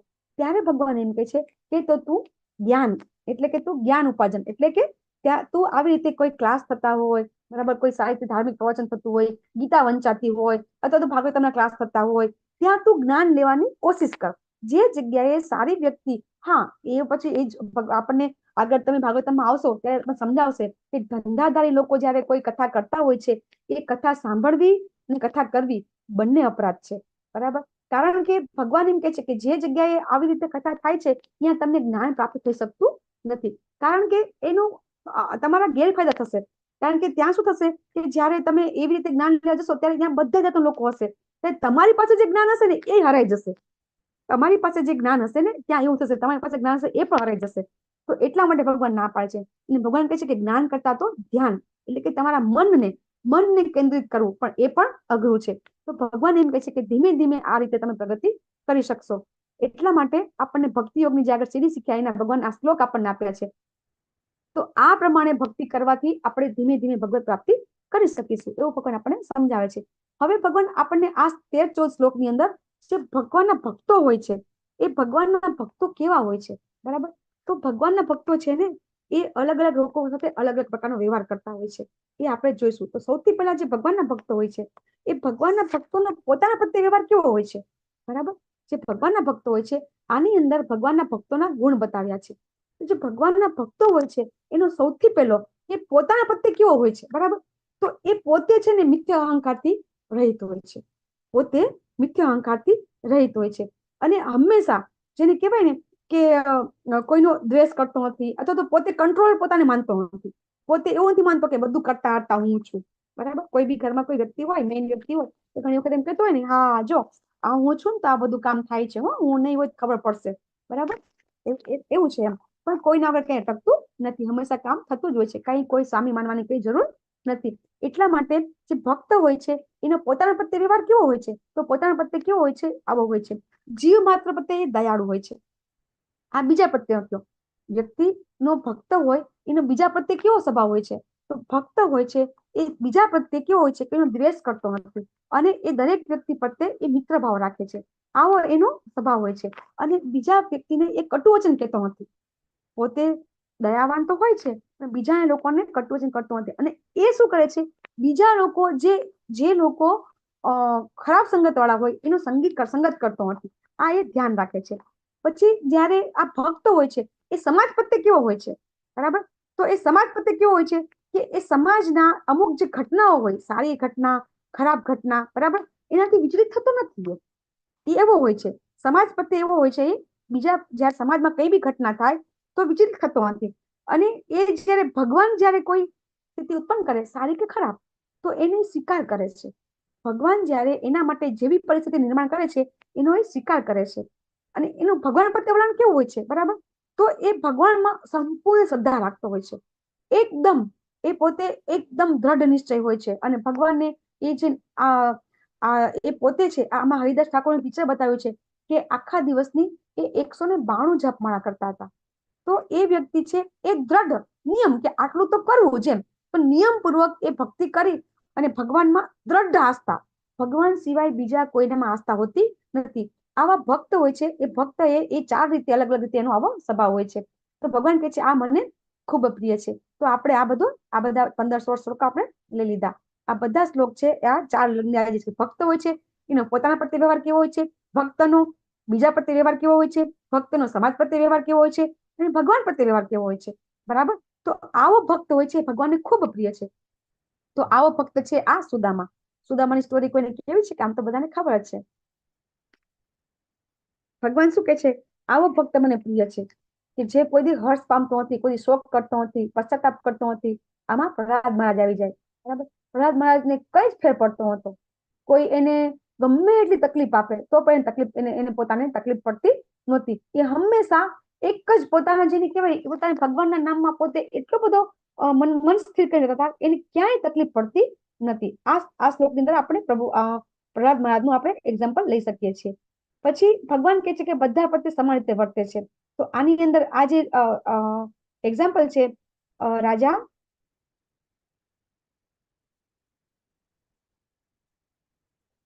દુર્વાસા મુનિ શ્રાપ આપે છે. રાજાનું નામ શું? હરે કૃષ્ણ. હરે કૃષ્ણ.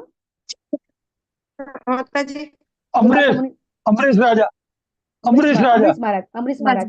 આમાં અમરીશ મહારાજ નું એક્ઝામ્પલ આપેલું છે કે અમરીશ મહારાજ છે એ ભગવાનને પોતાની બધી ઇન્દ્રિયો સહિત ભગવાનની સેવા કરતા હતા. અને છતાં પણ એમને આવી રીતે દુર્વાસા મુનિ આવે છે. કોઈની સ્ટોરી કેવી છે દુર્વાસા મુનિ વાળી? 5 મિનિટમાં